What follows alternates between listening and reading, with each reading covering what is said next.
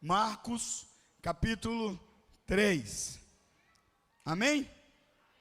Vai lá, abre aí. Se não conseguir, é só acompanhar aqui no telão. A partir do verso 1 do capítulo 3, eu leio. Em outra ocasião, Jesus entrou na sinagoga e estava ali um homem com uma das mãos atrofiada. Alguns deles estavam procurando um motivo para acusar Jesus. Por isso, o observavam atentamente. Olha para a pessoa do seu lado e diz: nem sempre aquele que está observando atentamente é porque tem atenção em você. Não se engane.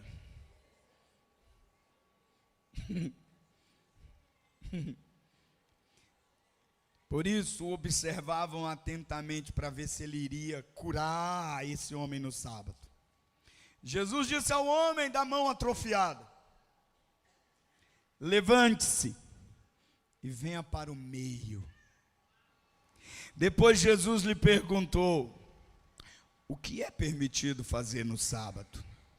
O bem ou o mal? Salvar a vida ou matar?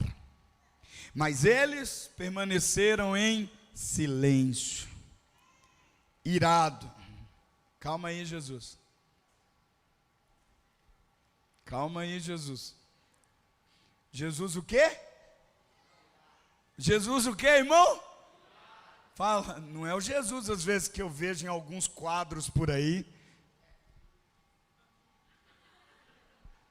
Jesus irado.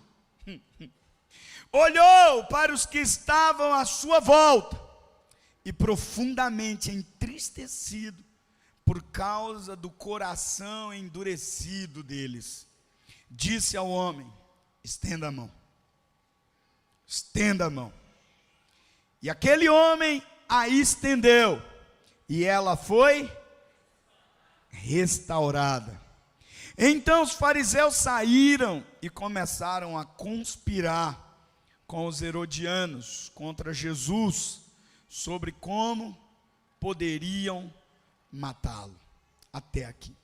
Pai, nós pedimos a revelação do Espírito para as informações que a letra nos dá nessa noite.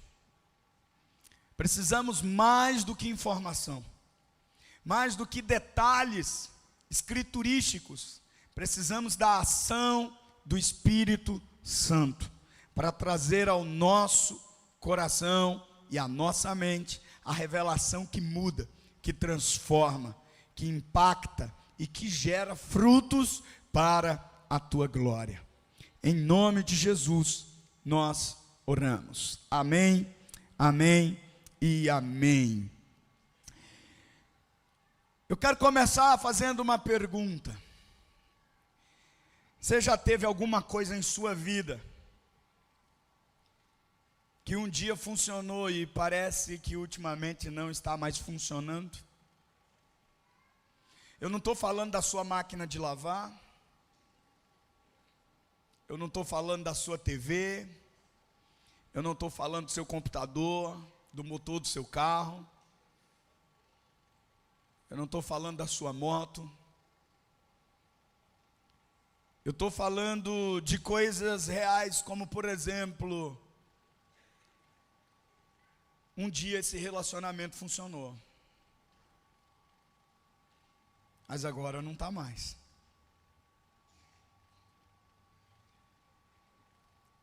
E o tema dessa palavra é: isso não está dando certo. Você pode falar isso para alguém do seu lado aí? Isso não está dando certo. Fala de novo: isso não está dando certo. Veja, semana passada eu falei sobre um nível de conforto disfuncional. Por isso, ao confrontar você com essa pergunta, não sobre coisas, mas sobre lugares, sobre áreas da sua vida que você parou para refletir e pensar: não está mais funcionando, não está mais dando certo isso aqui.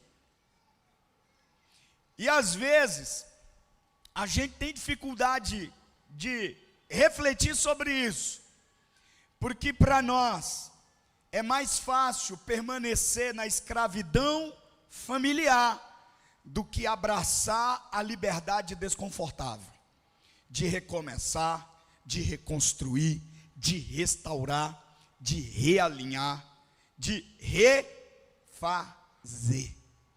Então a gente prefere o conforto disfuncional, de relacionamentos abusivos, de áreas da vida que já entraram em falência, que já atrofiaram, que já não estão mais funcionando como deveria funcionar ou como deveriam funcionar. Se você respondeu atentamente à pergunta, levando em consideração mais do que um objeto dentro da sua casa, mas a sua própria vida, eu vou dizer para você, você é único e um dos talvez únicos dessa geração que tem a coragem de fazer isso, porque chegar a esse ponto sozinho, ou pelo menos admiti-lo, de que tais áreas da minha vida estão atrofiadas, ainda que publicamente pareçam estar funcionando normalmente, e eu me encarrego de fazer isso através das redes sociais, porque eu não vejo foto de ninguém chorando, no mau sentido, é óbvio, né? Mas as fotos que aparecem, todas com filtro, nem as imperfeições do rosto aparecem. Tem gente que a gente olha na internet, nas redes sociais, e pergunta, será que é fulano? É o nome dele. Mas, gente do céu, será de que ano é essa foto? Honestamente, levanta a mão, quantos já pensaram assim, só eu sou pecador nessa direção? Meu Deus, será? Alguns de nós começam a refletir sobre isso, e enveredam pelo caminho do tipo, será que vai funcionar se eu continuar fazendo isso? Ou eu preciso dar um pouco mais de tempo para ver se isso vai dar certo. Na última mensagem, nós terminamos com Jesus dentro da sinagoga. E novamente encontramos Jesus dentro da sinagoga. Mas dessa vez, ele não tem um homem que estava lá na sinagoga, possesso, confortavelmente endemoniado. Porque tem gente que vive confortável dentro da possessão. Eu até quis colocar o tema da palavra no domingo passado de demonicamente confortável. Mas não era politicamente correto, não ia gerar views para o canal da igreja. Ninguém ia querer assistir uma mensagem demoniacamente confortável, porque crente nem filme de terror gosta.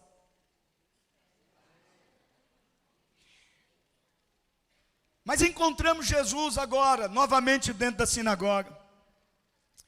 E dentro dessa sinagoga tem um homem com uma mão atrofiada. Dentro dessa sinagoga tem algumas pessoas que estavam procurando um motivo para prender Jesus, para acusar Jesus, a fim de que ele fosse morto. E então nós vemos Jesus ensinar sobre o sábado e fazer algo de maneira prática acerca do ensinamento que ele está dando naquela sinagoga. O que temos nessa passagem é um sistema falido e um salvador frustrado. Vamos lá? Um sistema falido e um salvador frustrado, irado, profundamente entristecido, olhando um sistema que não está mais funcionando para aquilo que deveria funcionar.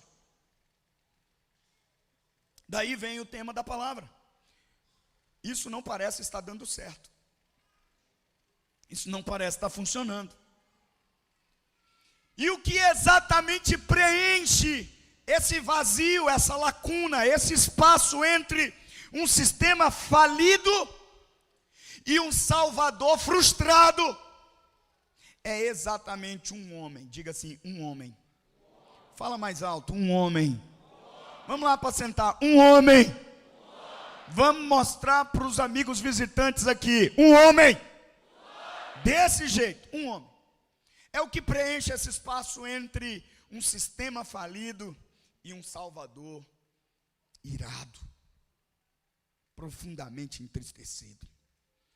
O texto fala de Jesus.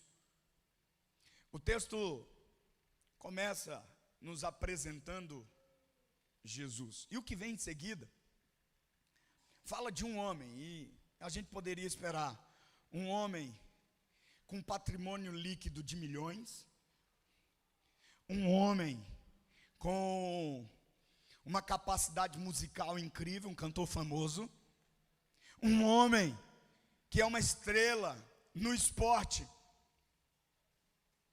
Só que não. O texto nos apresenta Jesus e o que vem logo em seguida, é a informação de um homem.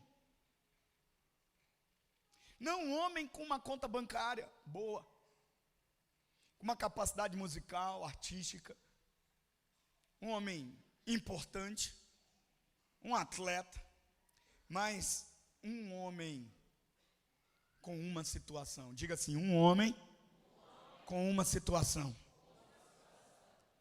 Você está aí? Um homem com a mão atrofiada. Não é o cara que está habilitado para tocar, não é o cara que está habilitado para pregar, não é o cara que está habilitado para ensinar na igreja, na sinagoga, porque ele tem uma deformidade. A propósito, essa deformidade poderia proibi-lo de estar na sinagoga. Mas por que ele está na sinagoga? Mesmo com essa deformidade? Porque o texto diz que é uma mão, não são as duas. Então, eu posso esconder a mão doente e cumprimentar as pessoas com a mão boa. E continuar vivendo de boa. Porque eu tenho vergonha de mostrar o meu lado doente. E eu estou indo no lugar que deveria me curar, mas o lugar que deveria me curar me gera vergonha. E portanto eu estou no lugar onde eu tenho que esconder o que está doente em mim. E eu estou dizendo, paz do Senhor, irmão. Como vai? Vou muito bem, obrigado por perguntar. Cumprimente minha mão boa. E o que tem nessa outra? Não, eu graça e paz, até mais.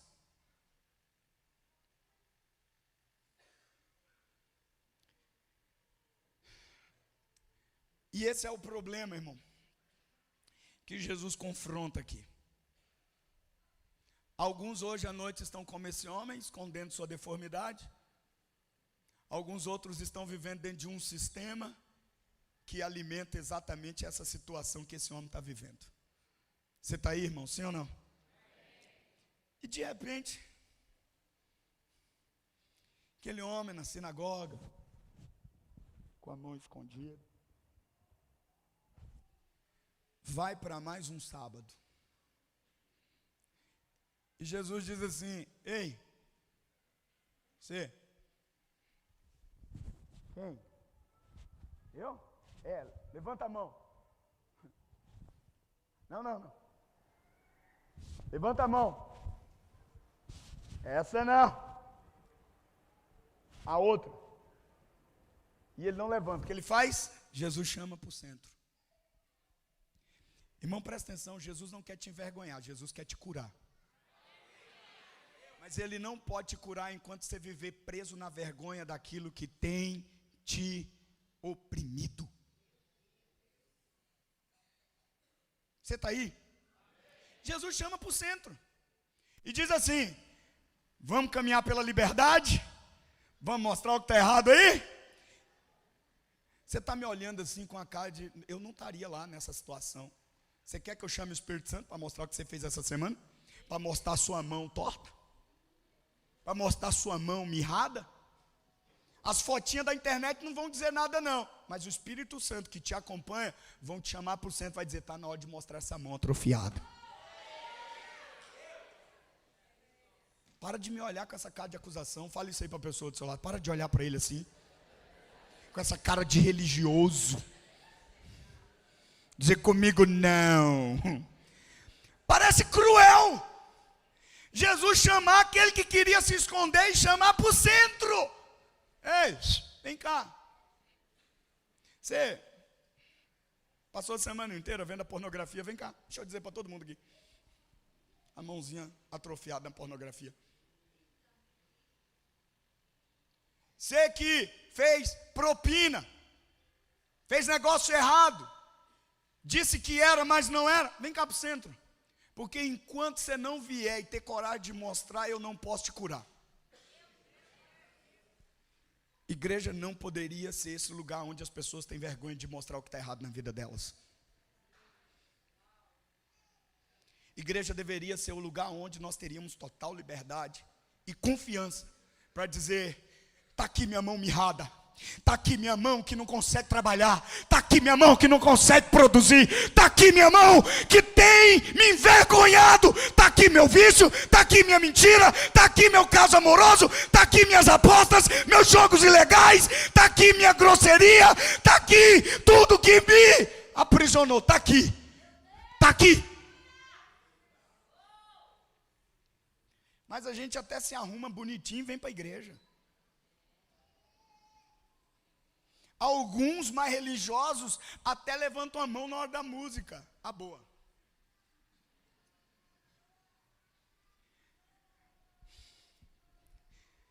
Mas Jesus sempre usará a sua situação para consertar o sistema que tem criado e mantido essa situação. Você está aí, irmão? Essa é a premissa de Marcos capítulo 3. Todos nós temos situações de mão mirrada, mão atrofiada. O fato de você não saber da minha, talvez é porque sou capaz demais de escondê-la tempo suficiente, até o dia em que Jesus vai aparecer na igreja. Sabe aquele momento do apelo que você fica aí com cara de, não é nem comigo?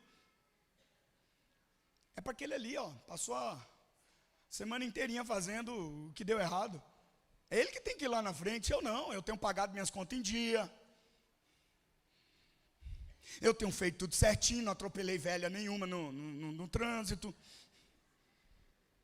Não passei, não furei a fila de ninguém no mercado, no banco. Você é até retrógrado, né? Porque a maioria de nós nem vai mais no banco. Tem um aplicativozinho no celular que resolve tudo. Sim ou não? Mas veja, todos nós temos situações em áreas da nossa vida. Você pode dizer isso? Eu não sei qual é a sua. Fala isso aí para a pessoa do seu lado. Mas eu sei que você tem. Eu não sei o que está mirrando, atrofiando sua mão, mas eu sei que tem. E sabe por que eu tenho? Sabe por que eu sei que você tem? Porque você deveria estar produzindo e não está. Você deveria estar agindo em fé e não está.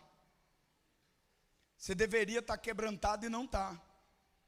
Você deveria já estar adiante e não está. Você já deveria estar completamente diferente daquele que foi ontem, mas não está. Não está. Continua enciumado, continua mesquinho, continua avarento, continua sustentando uma máscara para esconder a mão atrofiada. Jesus fala na sinagoga Jesus fala para as pessoas daquela sinagoga que o sistema que estavam seguindo naquela sinagoga não estava dando certo. Não estava funcionando. Assim como hoje Jesus está falando para aquela área da sua vida que você aprendeu a esconder, achando que isso vai funcionar. Quantos pais já pegaram seus filhos na mentira? Levanta a mão aí. Ai, tem pai que não levantou a mão. O filho é um santo. Cuidado, irmão, o Espírito Santo vai levar. Capaz de nem sobreviver hoje à noite. Está prontinho. Meu filho, não. Eu vou te dar a chance de novo. Quantos pais aqui já pegaram filhos na mentira?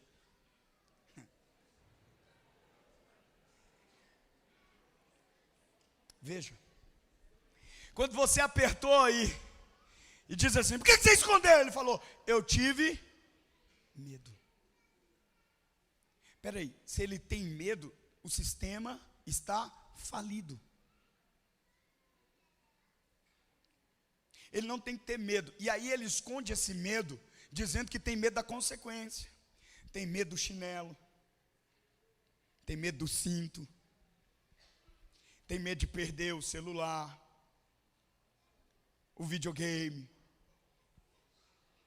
Eu estou falando de crianças que a gente ainda consegue pegar esses negócios.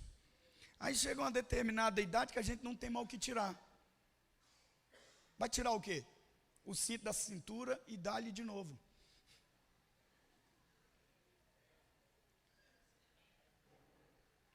Para ele voltar para um sistema que vai funcionar. Você está aí, sim ou não? Jesus diz: vem para o centro, mostra a mão, estende. E não é só mostrar do tipo assim, ó.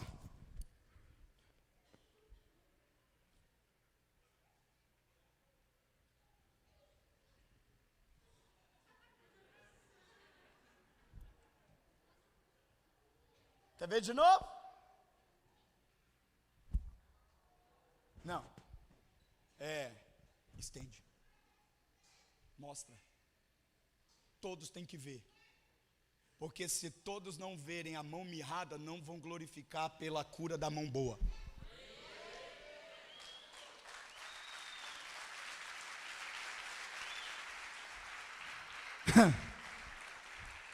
Sabe? O apóstolo Paulo é um dos discípulos de Jesus que não andou com Jesus, mas um dos que mais entendeu a verdade. E Paulo ensina que não é a minha situação que me separa de Deus. Se o meu coração já foi dado a Jesus, se eu já rendi minha vida a Jesus, situação nenhuma é capaz de me separar de Jesus. Alguém pode dizer aleluia por isso? Paulo fala isso em Romanos 8. Ele traz uma lista de coisas dizendo assim, ó, é uma impossibilidade teológica que a sua situação, a mão mirrada, a mão atrofiada, te separe do Deus que morreu no seu lugar, ressuscitou ao terceiro dia, liberou sangue para pagar todos os teus pecados, escreveu o teu nome no livro da vida. É impossível que uma situação que você esteja vivendo te separe de Deus. E eu até recomendo, se você acha que uma situação de um dia difícil, que você não consegue sentir Deus, que você não consegue perceber Deus, esteja acontecendo na sua vida.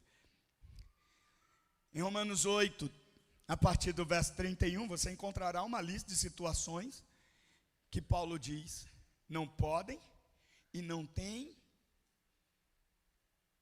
permissão para separar você, a mim, aqueles que já têm Jesus como Senhor e Salvador, de quem Deus é, do amor que Ele tem, da bondade revelada, da natureza misericordiosa. Você pode dizer amém, sim ou não? Amém. E sabe por que eu estou citando Paulo aqui? Para dizer assim, Paulo dá nome à situação. Ele dá nome. Ele diz assim, se Deus é por nós, quem será contra nós? Se eu posso mencionar o nome de uma situação, eu tenho que saber que o meu Senhor carrega um nome que está acima de todo nome. Se você pode nomear a sua situação, você pode citar o nome que está acima de todo nome. Você está aí, irmão, sim ou não? E Paulo vai dizer, nem sequer dificuldade, que é uma situação, problema, que é uma situação, perseguição de quem não gosta de você, que é uma situação, a fome, o perigo, a nudez. E aí Paulo aumenta a aposta dizendo, nem a morte, nem a vida, que são situações, anjos ou demônios, que são situações, o presente com o qual eu estou lidando, ou o futuro com o qual eu estou preocupado, que também são situações, nem altura, nem profundidade. E observe esta cláusula, qualquer outra coisa, qualquer outra situação pode te separar de Deus.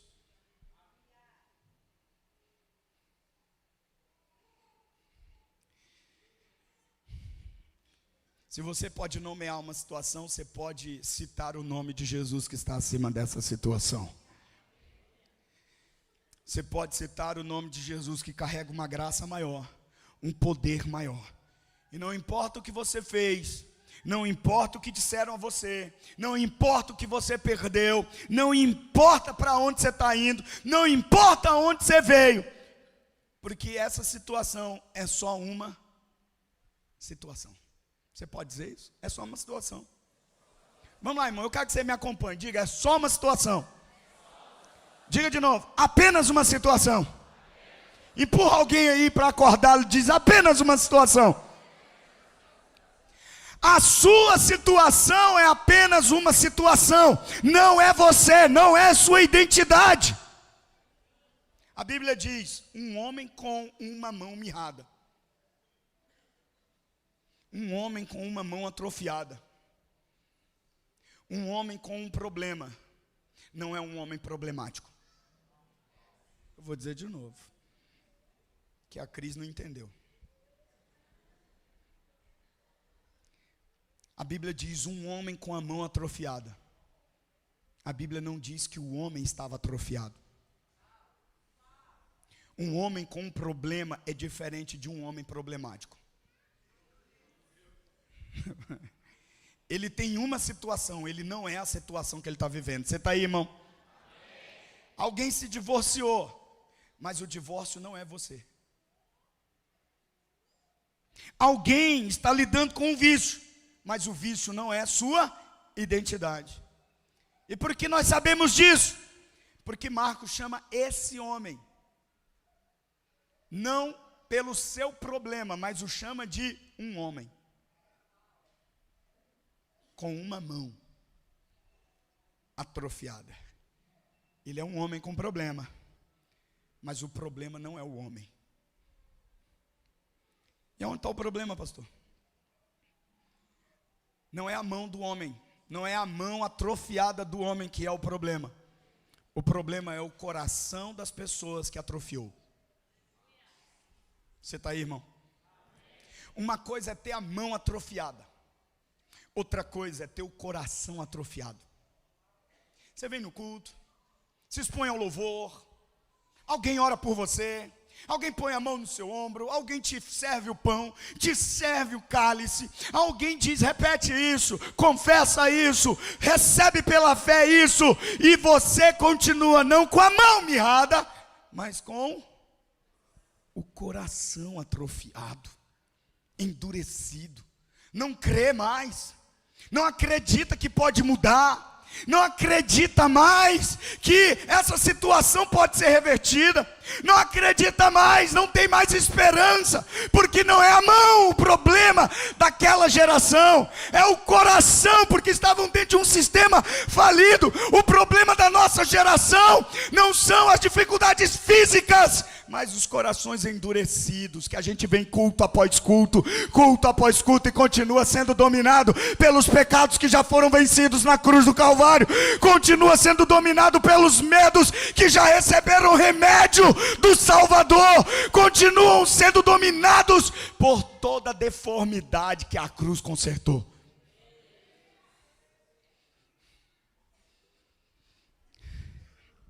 Jesus vai consertar a situação do homem.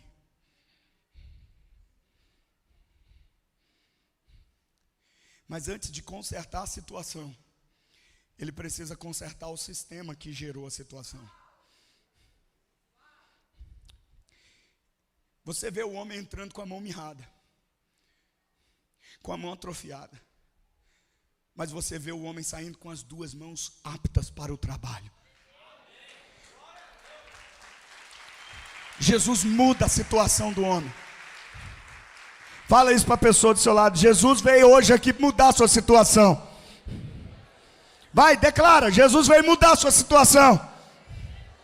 Ele vai consertar essa mão aí.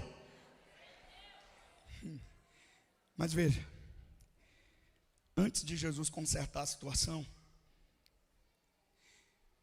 ele tem que expor o sistema falido. Porque é isso que Deus faz. Você está aí? E a razão pelo que ele faz, do jeito que ele faz,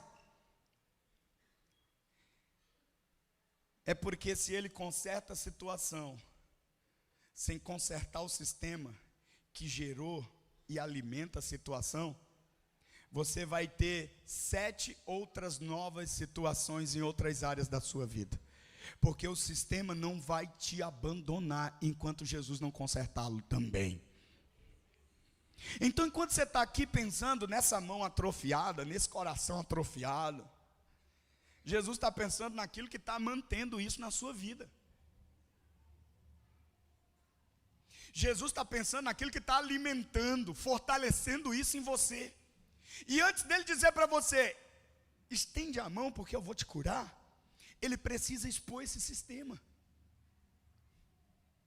Ele precisa confrontar, bater de frente com esse sistema. Porque senão, ele cura a mão, mas no domingo que vem é o pé. Aí no domingo que vem ele cura o pé, no outro domingo é um olho. Aí ele cura o olho, no outro domingo é o ouvido. Aí ele cura o ouvido, no outro domingo é um dedo. Aí ele cura o dedo, no outro domingo é o joelho, é o ombro, é o pescoço, é a costa.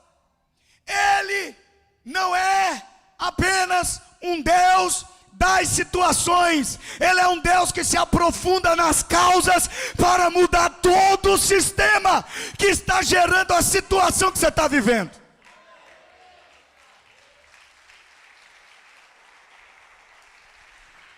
Então muitos de nós estão vivendo na vida, indo de situação para situação, para situação, para situação, para situação, para situação, e a gente não tem tempo nem para orar pela última situação, imagina pelas últimas 7. Porque a gente tem muita situação. Meu pai está doente, tem que orar por ele. Mas meu filho está dando trabalho na escola, tem que orar por ele. Ah, mas tem uns missionários que eu nunca nem vi, nem conheci, mas tem que orar também. E quando eu termino de orar ainda tenho que me defrontar com uma situação que está aqui. Porque existe todo um sistema. Você está aí, irmão? Você está aí, sim ou não? Então existe um princípio nessa passagem. E eu quero compartilhar com você. É que você pode sair daqui para consertar situações. E você pode passar o dia inteirinho correndo para lá e para cá, consertando situação.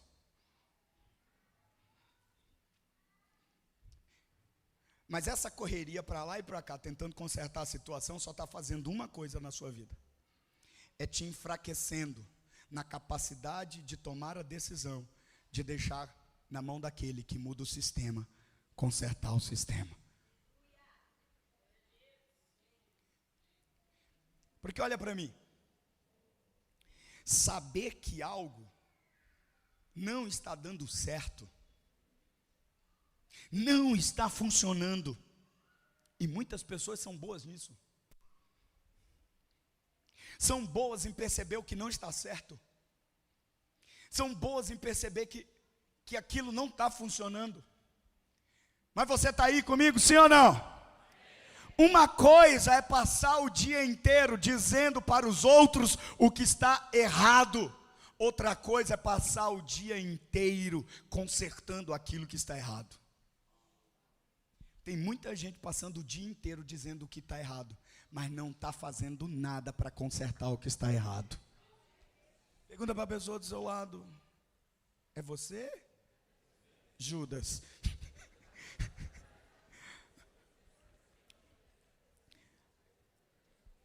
E o meu ponto aqui é: uma coisa é saber quando isso não está funcionando. Outra coisa é saber por que isso não está funcionando.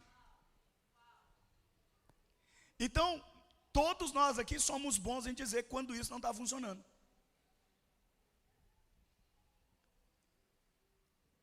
Casamento, então, irmão, a gente é bom para dizer: isso aqui não está funcionando. Não está mesmo. Agora, por que não está funcionando? Pergunta aí para a pessoa: por quê? Você entendeu ou não? Por que não está funcionando? Uma coisa é saber que eu estou me sentindo solitário. Outra coisa é saber por que eu estou me sentindo sozinho. Se eu estou rodeado de gente que tem dons e recebeu graça da parte de Deus para me tirar de dentro dessa cela da solidão. Por quê? Por quê? Porque nem sempre nós queremos saber o porquê, nós só queremos apontar para as situações. Você está aí? Sim ou não? Só queremos apontar. Pensa que eu não sei? Eu sei.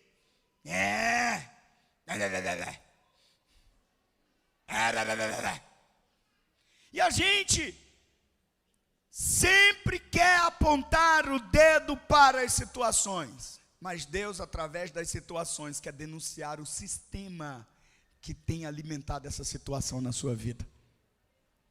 Você consegue imaginar aquele cara no sábado seguinte com a mão boa? Quer ver? Se você veio pela primeira vez, você está livre de levantar a sua mão. Mas se você já veio uma segunda, uma terceira vez, já participou de alguma célula, alguém dessa igreja já deve ter orado por você. Sim ou não? Às vezes você nem precisa vir nessa igreja. Você conhece alguém dessa igreja que diz assim: ora por mim lá. E a gente ora. Amém ou não? Eu sei que Deus muda a situação. Diga isso aí: eu sei que Deus muda a situação. Mas o engraçado é que aquele que pediu para a gente orar por uma situação, Deus deu o conserto, Deus deu a restauração. Mas agora ele tem uma outra situação. E eu conheço aqui muita gente porque eu já orei. Mas continua voltando no domingo seguinte com uma outra mão mirrada, com o joelho mirrado, com o pé atrofiado, com o olho atrofiado, com o ouvido atrofiado, porque a situação vai mudando. E Deus não quer que você volte na outra celebração com a mão mirrada, com a mão atrofiada. Deus quer que você volte na outra com as duas mãos boas, para aplaudi-lo, glorificá-lo e dizer: Deus é Deus que muda não apenas as situações que eu estou vivendo, mas Deus muda os sistemas que estão gerando essas situações na minha vida.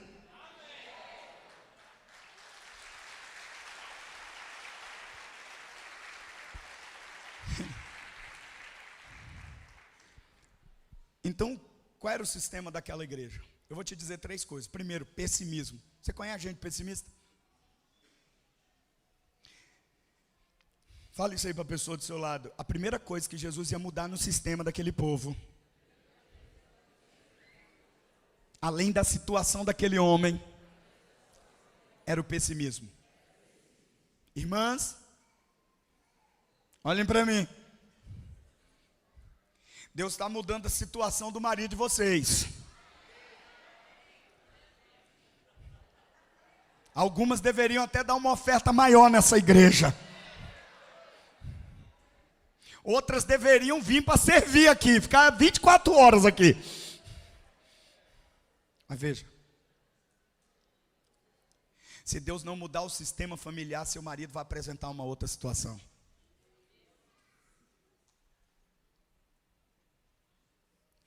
E veja, eu estou falando dos homens porque às vezes a gente é mais cabeçudo mesmo. As irmãs, se levantar a mão, o anjo leva. Né? Um grau de pureza, de santidade assim, indizível e cheio de glória. Por que vocês estão rindo, homens? Eu aconselho vocês ficarem sérios agora. Não sorria. Pode ser usado contra você no dia do julgamento. Por que você riu? Porque elas são santas e elas são justas. Por que você riu? Veja. O que é pessimismo, pastor? É o resultado de considerar mais a situação do que a fonte de conserto da situação. É olhar mais para a situação e menos para a fonte que tem o poder de consertar a situação.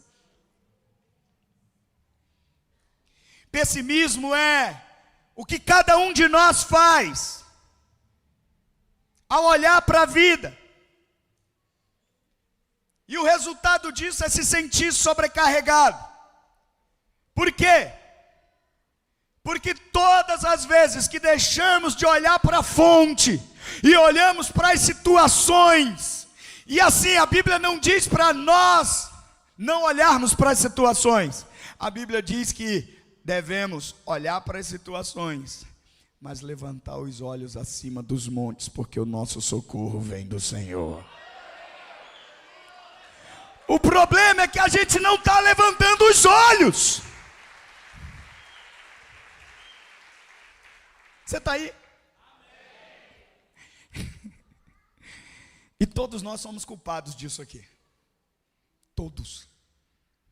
Porque o verso 2 diz assim: alguns deles estavam procurando um motivo. Diz assim para a pessoa do seu lado: quem procura, acha. Você sempre vai encontrar aquilo que você está procurando. Se você está procurando um motivo para se ofender, você vai encontrar. Se você está procurando um motivo para ser amargo, você vai encontrar. Se você entrou nessa igreja procurando um motivo para dizer que não vai voltar, eu vou te dizer, o único que você viu ainda é pouco, porque eu poderia te dar milhares, mas mesmo sabendo dos milhares motivos que poderiam fazer você nunca mais voltar aqui, eu tenho voltado continuamente, não porque sou pastor, mas porque conheço o noivo da igreja, porque conheço o dono da igreja, porque conheço aquele que deu a vida pela igreja.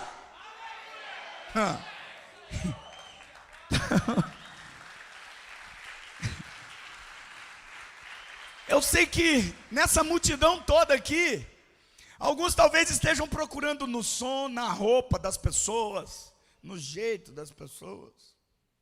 Ninguém falou comigo. Ninguém me cumprimentou. Eu entrei e saí daquela igreja.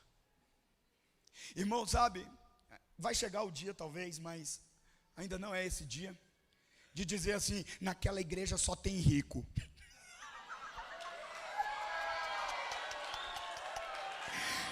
Eles só dão atenção a rico.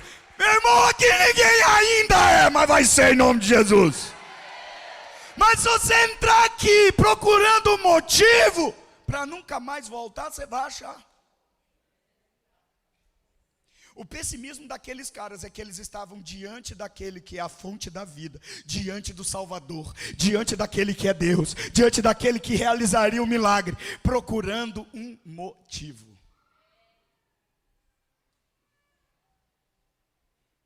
Por que você saiu da igreja? Porque você veio procurar um motivo.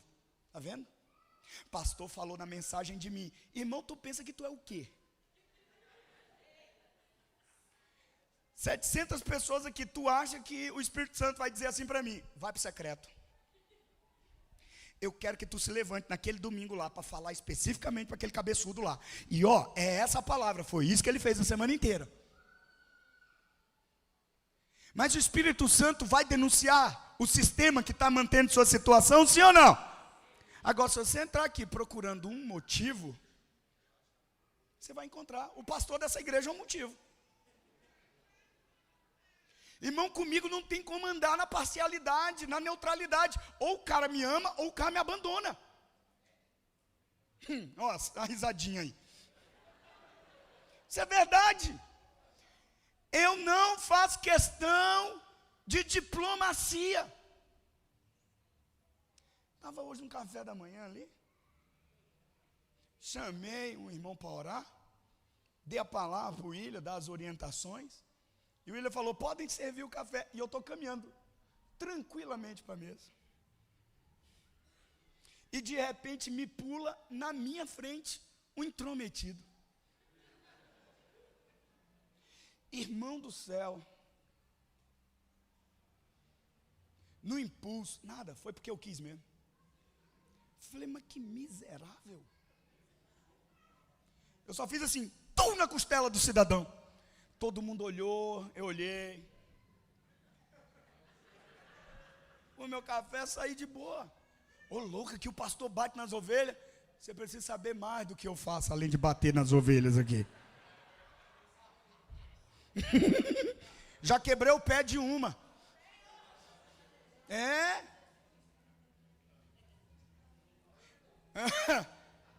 Mas veja. Se você entrar aqui procurando motivo, você vai ter. Então não venha dizer para mim que você achou isso, achou aquilo. Eu sei. Agora, se você entrar aqui dizendo, eu quero um motivo para louvar o Senhor, você vai ver em cada fileira dessa igreja. Se você entrar aqui dizendo, eu quero um motivo para agradecer o Senhor, você vai encontrar sentado do seu lado. Se você entrar aqui dizendo, eu quero uma inspiração para o meu casamento, você vai encontrar. Se você entrar aqui dizendo, eu quero ver o melhor das pessoas, você vai ver. Se você entrar aqui dizendo, eu quero ver milagres, você vai ver. Porque quem procura... Para de ser pessimista, irmão. Declare isso para alguém do seu lado aí. Isso tem criado as situações na sua vida. Porque somos treinados para identificar esses motivos. Se você entrar no casamento, procurar motivo para separar, você vai achar. Mas em proporções maiores, se você olhar direito, você vai encontrar razões para permanecer casado. Você pode louvar o Senhor ou não? Alguns não com tanta fé.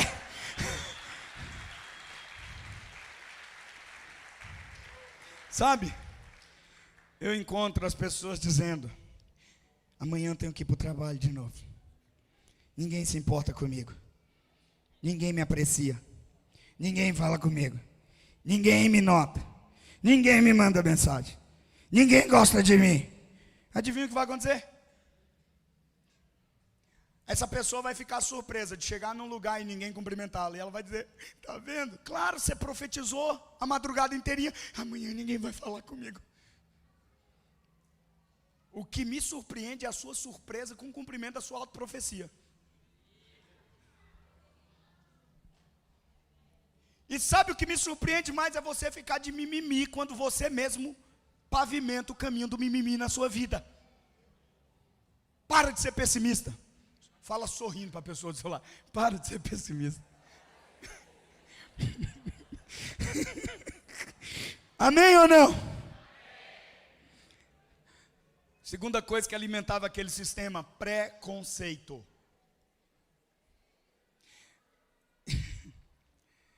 Deixa eu dizer para você, a Bíblia não diz que qual era a pele do homem. A Bíblia não diz qual era a classe social do homem. Porque o preconceito aqui não está relacionado ao homem, mas está relacionado a Jesus.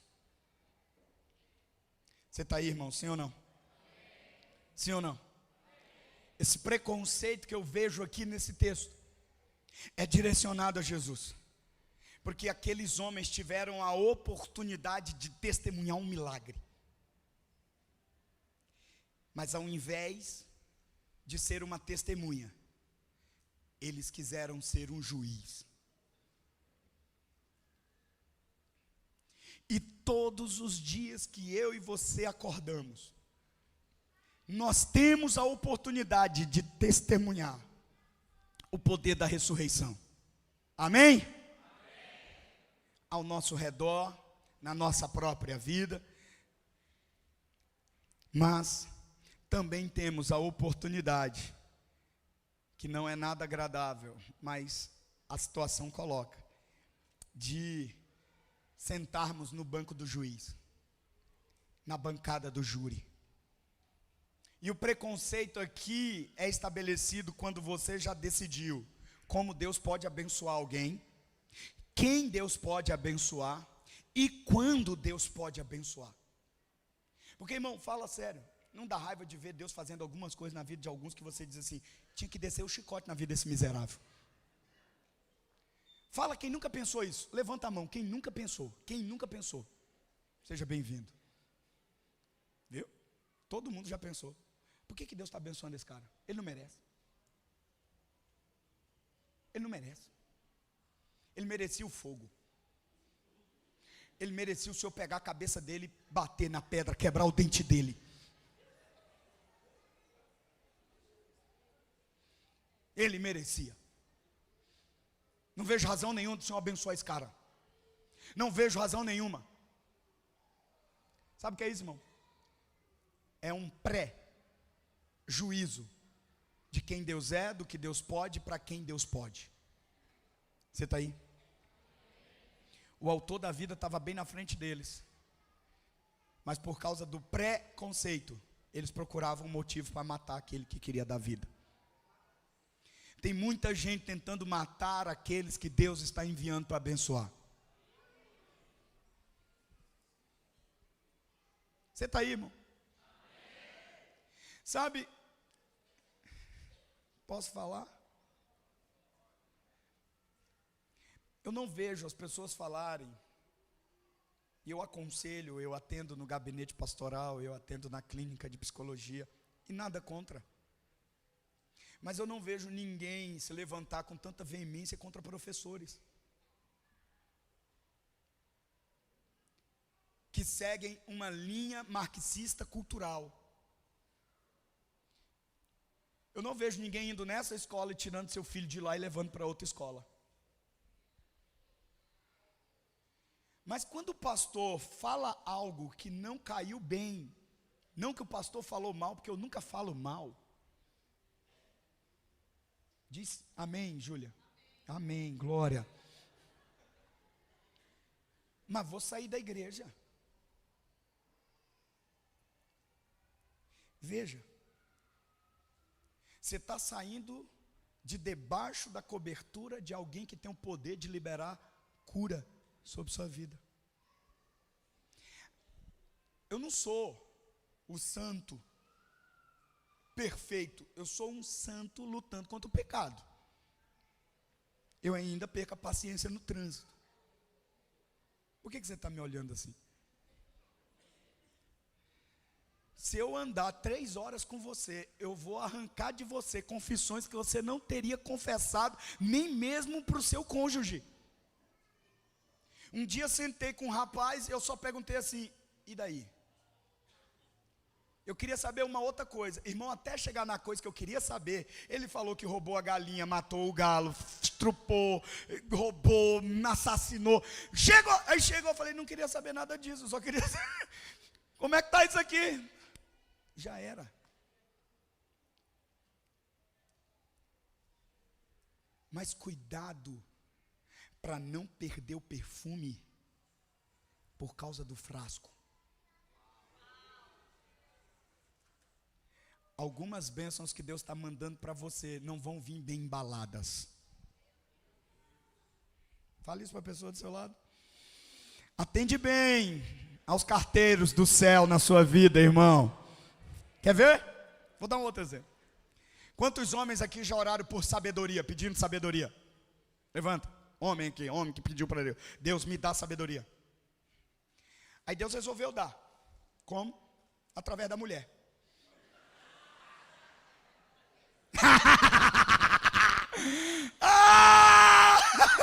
Deus, me dá sabedoria. Aí Deus usa a mulher, a esposa. Ele falou, não, Deus.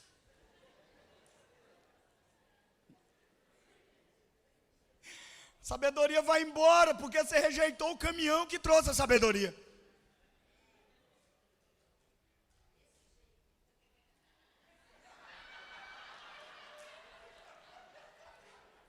Eu vou acabar, que agora deu ruim mesmo. O que eu estou tentando te dizer é, não senta na cadeira do juiz. Ocupa o lugar de testemunha dos milagres que Deus está fazendo. Sai desse lugar. Fala isso aí para a pessoa. Sai. Sai dessa cadeira. Senta na cadeira do testemunho. Para de sentar na cadeira do juiz. Para de sentar na bancada do júri. Entra aqui para sentar na cadeira do testemunho. Deus fez na minha vida. Deus fez na minha vida. Deus fez na minha vida. Amém ou não? Por último. Estava com saudade desse ar sincero. Com muita saudade. Mas já é 9h20, tá? 9h20. Mas foram os pais aqui. Eu tenho mais 30 minutos por causa dos pais aqui. Brincadeira. Vejam, por último. Além do pessimismo, do preconceito, Jesus queria mudar a perversão.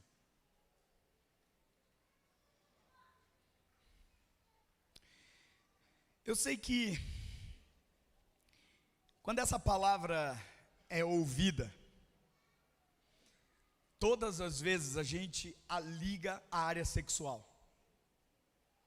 Assim como todas as vezes preconceito é ligado à área racial.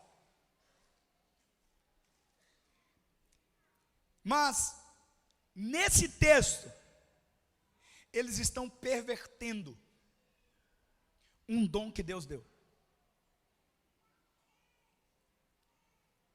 Veja, o que é perversão, portanto? Perversão é você pegar um presente e usá-lo com uma outra intenção. Você perverte a natureza daquele presente usando de outra maneira, além daquilo que ele carrega em si. Jesus cura o homem. Jesus pede para o homem se levantar.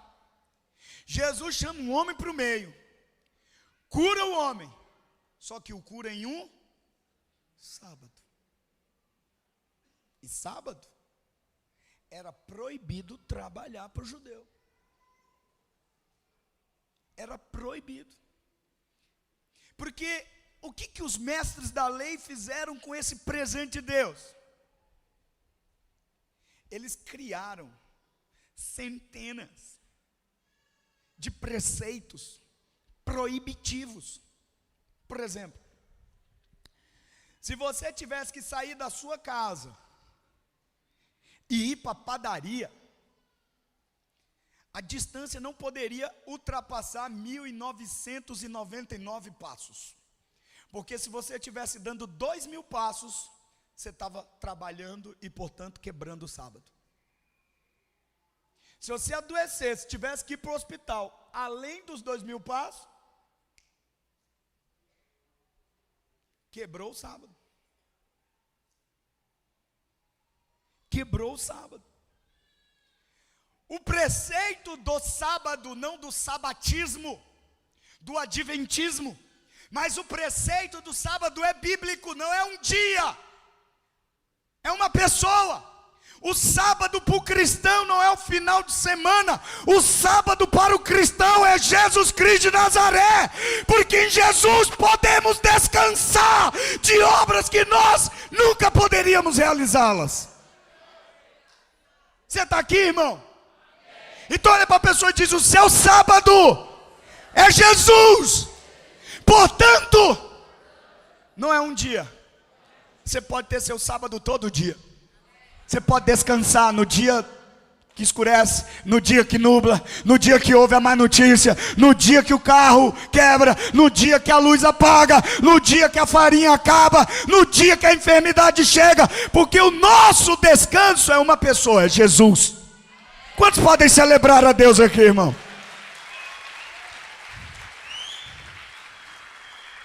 É tão verdade a perversão dos mestres da lei, porque no verso 27 do capítulo 2, está aí? Verso 27 do capítulo 2 de Marcos, diz assim: então Jesus disse: o sábado foi feito, e não o homem, por causa do sábado. Mas o que eles fizeram? Disseram que o presente deveria aprisionar. O presente se tornou uma prisão. E agora tem um homem com a mão atrofiada. E que dia é? Sábado. E o que eles estão esperando? Que Jesus trabalhe. Porque se Jesus trabalhasse curando aquele homem da mão atrofiada, Jesus quebraria uma lei. E quebrando uma lei, ele não seria perfeito. Não sendo perfeito, portanto, ele já não seria Messias. Não sendo Messias, não teria razão nenhuma de se crer nele.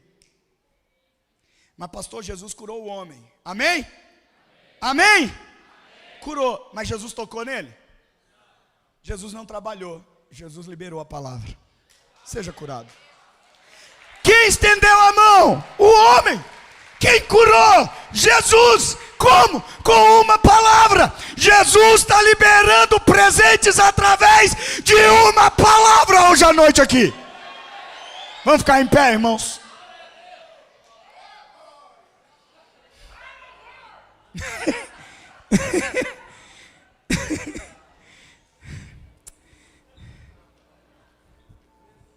Veja, Jesus não quebrou a lei. Jesus cumpriu a lei. Mas a lei não estava dando certo, porque estava mantendo o homem com a mão atrofiada. Você está aí? Quando você pega um presente e transforma esse presente em um Deus, você está pervertendo e ele vai se tornar destrutivo na sua vida.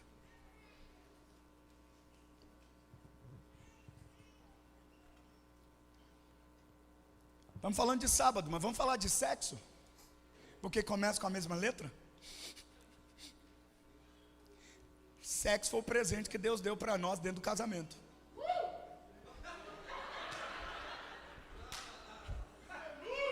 Chama, chama! Só vem.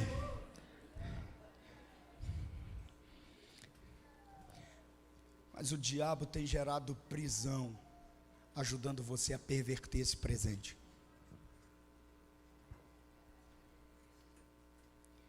Pastor, não preciso casar. Tá. Continua pervertendo o presente que Deus te deu. Ah, mas tem a pensão tal. Tudo bem, você pode até ter uma explicação, mas isso não anula a necessidade de você obedecer. Quer ser curado? Quero. Estende a mão.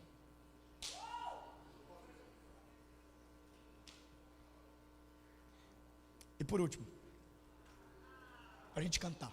Eu já disse que eu falei por último. Aquele homem não teve a coragem de mostrar a mão porque Jesus o curou antes.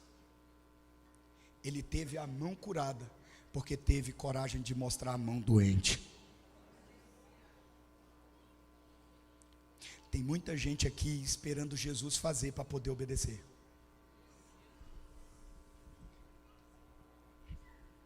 Não, ainda não. Não. Eu ainda não senti. Jesus está dizendo: Anderson, mostra a mão. Estenda, no meio de todos. Mas ele não teria a mão curada se ele não tivesse estendido a mão. A mão foi curada porque ele estendeu. Deus te trouxe aqui para dizer: está na hora de estender essa mão. Esse sistema que está alimentando essa situação precisa ser quebrado. Pessimismo, dizendo para Deus o jeito que Deus tem que fazer, e pegando um presente que Ele te deu e pervertendo esse presente. Feche os olhos, irmão, em nome de Jesus.